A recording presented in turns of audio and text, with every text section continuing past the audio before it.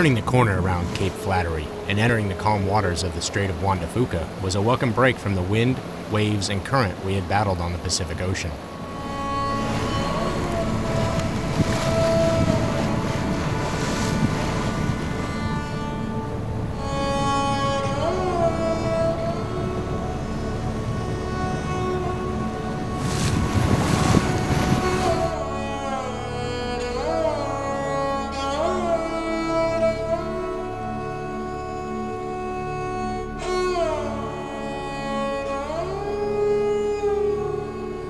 The Sea Bear delivered us safely through it all, but apparently the pounding and the salt water had taken its toll, as we had a few systems fail near simultaneously.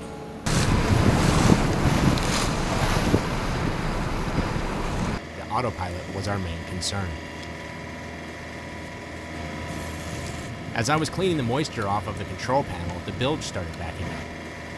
I'm just turning, spinning in a circle. So I don't usually film myself, but Sean is below right now and we have a series of random issues. So the autopilot has gone down because of a bad wire, and then Sean checked the bilge, and the bilge is pumping water in and then pumping the water back out at the same time. So I can't really go downstairs and film him, so I'm just gonna film myself talking about him doing stuff. And I am driving the boat with my feet right now. We anchored in Dungeness Bay to track down and fix that problem. Oh, mother, I found a way to see what father wanted me to be. Soon we were back underway for Port Townsend in the Puget Sound, but this time with no autopilot. The wind as it carries me, I've been singing for the waves, asking them to fall down on me. I've been granted this grace of seeing the road and my way of being free. Underway for Seattle, we crossed Wakes with the Lady Washington. The original was the first American-flagged vessel to round Cape Horn. Like her predecessor, the replica Lady Washington also travels a lot of miles.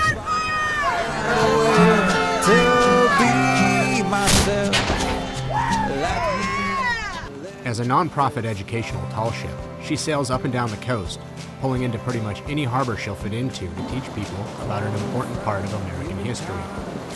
We're coming into Shield Shoal Marina here in Seattle, and I've been wanting to come here for about 5 years. Are you gonna cry? No, I'm not gonna cry.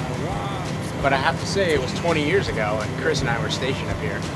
It's a long time. It's cool to come back and see things on my own terms. We're going to pick Chris up right now. Yeah. Literally right now. Chris had been wanting to join us since episode 2. The payback for all his hard work? More hard work. Just kidding.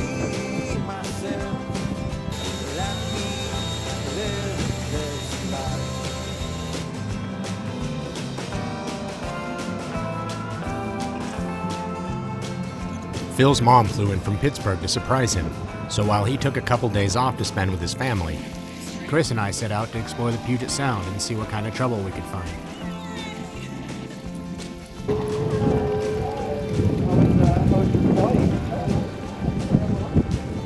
What is it? Birthday present. Oh my god. Oh, you're the birthday present. Birthday present. Oh. It's not Mardi Gras.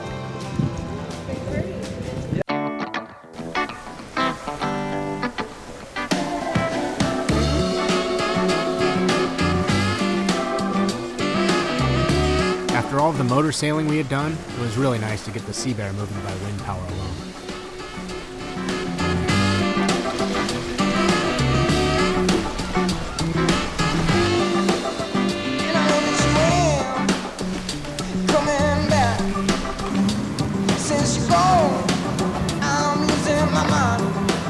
Oh, you're...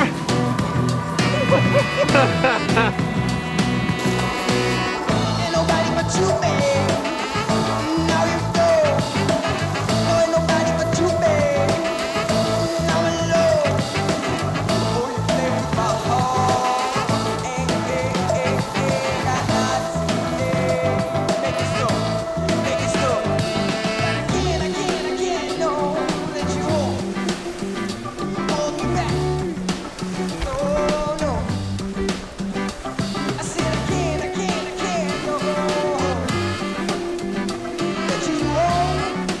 Swinomish Channel is an 11-mile long canal that passes through the town of Laconner near Whidbey Island.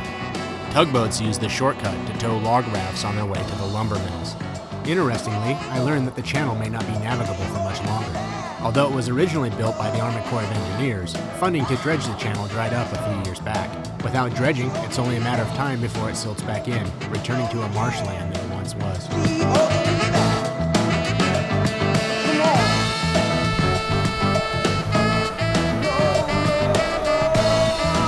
The next day was the start of Dungeness crab season, and all the boats were geared up to go drop their pots. We figured if everyone else was doing it, we might as well drop our pots too.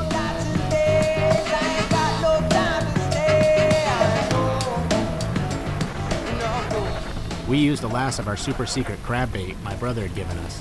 3 Ziplocs. Oh man, that's probably rough. I have a feeling the crabs are gonna like these. Ooh. Oh, wow. Too gross. It was pretty rank, but hey, it works. So like calm and easy. It feels like cheating I know, right? compared to the Pacific Ocean.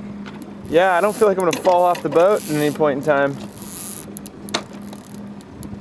I can actually hold the camera steady. Pretty crazy.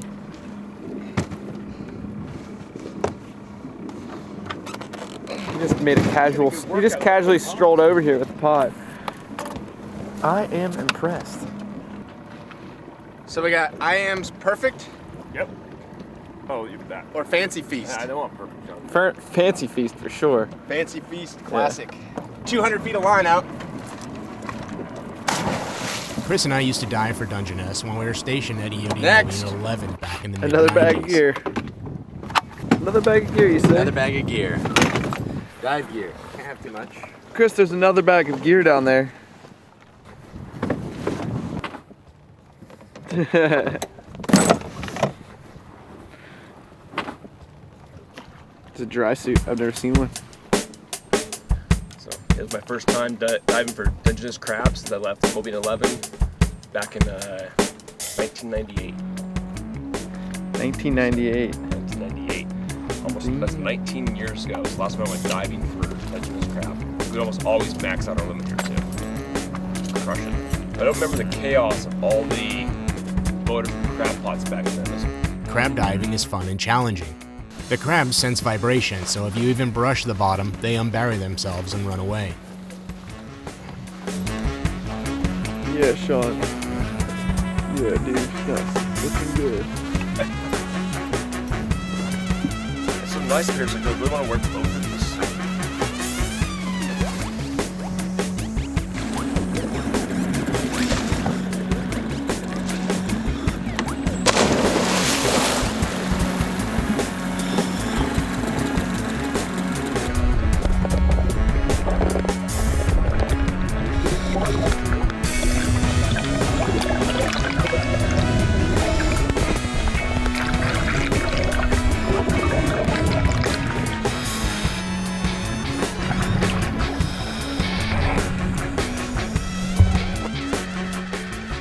Once you manage to find one without spooking it, all you'll see is their beady little eyes sticking out of the mud.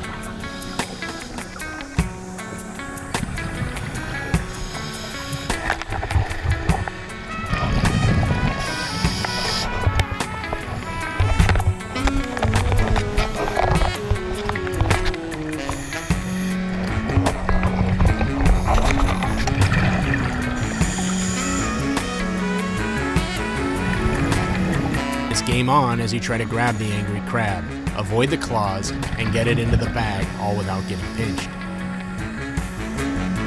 It can be quite a rodeo.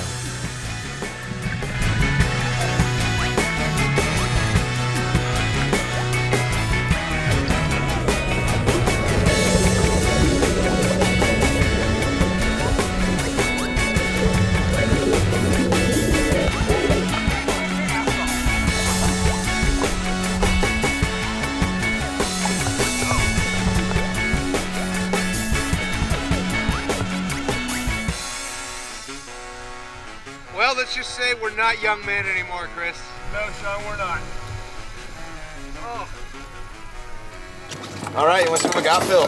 Yeah, let's See some crabs. See some dungeons. All right, here goes nothing. Oh, dude, are you kidding me? He's good enough. He's good enough, Sean. Luckily, our traps did a little better than we did. He's good. He's good. Hey, give that back. Look out, man. Retired EOD tech Johnny Fott and his new wife Tracy came out with their friend Lance. Ahoy, Captain. You want the good news or the bad news? Let's start off with the bad news. Well, bad news is only 2 of us get to eat. Together, we were able to pool our resources and have a barbecue on the docks at Oak Harbor Marina, where we were joined by some more of our retired EOD family.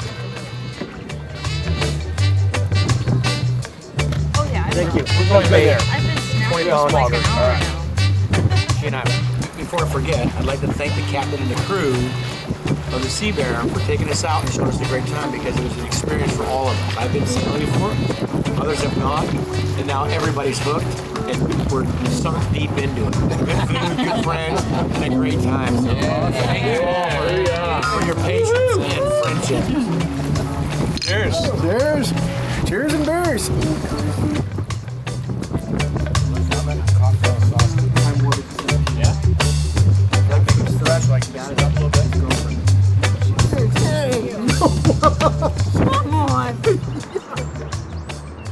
The next day, we sailed back to Seattle to drop Chris off at the airport. With all of the marine services in the area, we figured it would be a good place to work on the autopilot and the anchor windlass. But before we could get to any of that, we had to bring the boat through the Ballard Locks and into the Lake Washington Ship Canal. The historic Ballard Locks, built in 1916, are a result of man's effort to join the freshwater lakes, Washington and Union, which are 20 feet above sea level, with the saltwater of the Puget Sound. The locks are of similar engineering and construction to the Panama Canal, only on a smaller scale. It was first proposed by Thomas Mercer at a 4th of July picnic in 1854. 63 years later, opening ceremonies were held on the 4th of July, 1917. Not everyone loves the locks. To the displaced native tribes, they have always been a contentious issue. Imagine you are sitting in your tranquil waterfront home when the white man pulls the plug on your lake, dropping the water level 9 feet. Not only does this leave your village high and dry in the mud, but it also effectively wipes out your food source, the native sockeye salmon, all in one fell swoop. So the salmon are like resting right here, and they're confused because they're used to salt water, and now they get fresh water and they get a lot of oxygen. So they're waiting to get acclimatized, and then they'll continue pushing up. Fisherman's Terminal, our destination, is where many of the boats from the TV show The Deadliest Catch are moored. I was surprised to learn how much this area contributes to the community. With 40,000 boats passing through Ballard Locks every year, they are Seattle's 3rd largest tourist attraction. Fishing brings in an estimated $5 billion to the local economy. The source of most of that commerce passes through the locks.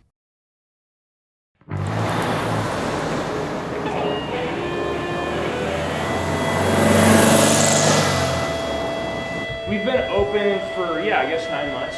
So our anniversary is coming up, and we've got an anniversary barley wine coming up here. How long have you been doing it? We've been brewing for about 15 years ourselves, and actually kind of cool. We've been brewing professionally here since July 2nd. Saturday was our anniversary, basically. So we've done 35 batches. I was at the 35th one. What's the location here? Fisherman's Terminal has all the Norwegians. They lived over in Ballard, they lived in Magnolia, and they lived around here. And they would come over to, go fishing, do their trade out of here. And then they also were over across in Shoal and across the Ship Canal. And so they'd all, just kind of all fish all the time. That's what they did. Those old ladies died, those families kind of broke up, and their kids weren't portrayed anymore. Those families sort of broke up. They started building all the rectangles and new development and stuff. And Ballard, all their old houses kind of went and stuff. So we're starting to lose some of that Norwegian, or a lot of that Norwegian heritage. But Fisherman's Terminal still remains. It's great. It has like a real, honest and genuine feel. It very much is that. So this place really is like my heart and soul. So it's pretty neat. we ended up in a neighborhood that is pretty much my personality to a T. The whole aesthetic is pretty much based on a steamship that my father works on, called the Virginia 5 down in South Lake. So here's Belgian dark straw now. Everybody who wants to try it. So that's kind of the color it's going to be. It'll clear up a little bit. Is it drinkable? But we're going to drink it. But I mean, it is sweet, sweet, sweet. But that's what it tastes like when it's just basically made. So that's not the It smells like molasses. Oh yeah, it basically is. Turn the cup upside down on this thing. Really sweet. Wow. So it kind of gives you an indication of how much sugar. Yeah, exactly. What does that taste like? It's sickly. Okay, here we go. Beaver Lake. We're still up. To Brandon Beer. Yeah. Brandon Beer. And swimming with bow-legged women. We're gonna need a bigger boat. To the adventure. To the adventure. So I went to this school in 1996, and that ship right there, the bull. So I'm gonna make some coleslaw. We'll mix that up, and that'll be for the pulled pork sandwiches. And we have a pork. I'm gonna dice that up. We'll get it marinating. And I'm gonna cook that up in the pressure cooker for about an hour. And then we'll roast the corn, grill some hot dogs, and we'll have a 4th of July feast. I really enjoyed learning about Seattle's rich maritime history. It was a lot of fun to think about how we were participating in the celebration.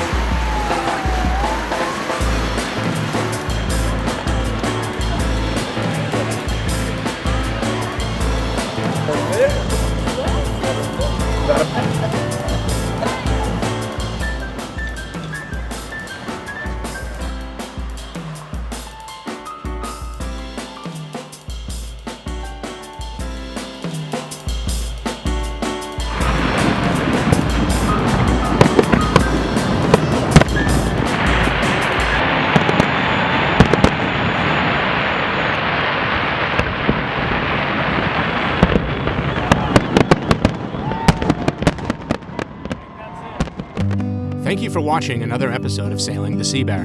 We are hard at work creating the best show we can, and we hope you enjoyed it. Help us achieve our dream of making Sailing the Sea Bear sustainable by investing in our Kickstarter campaign. With only 5 days to go, we can really use your help. Thanks for watching, and please share our creation with your family and friends. Until next time, fair winds and following seas.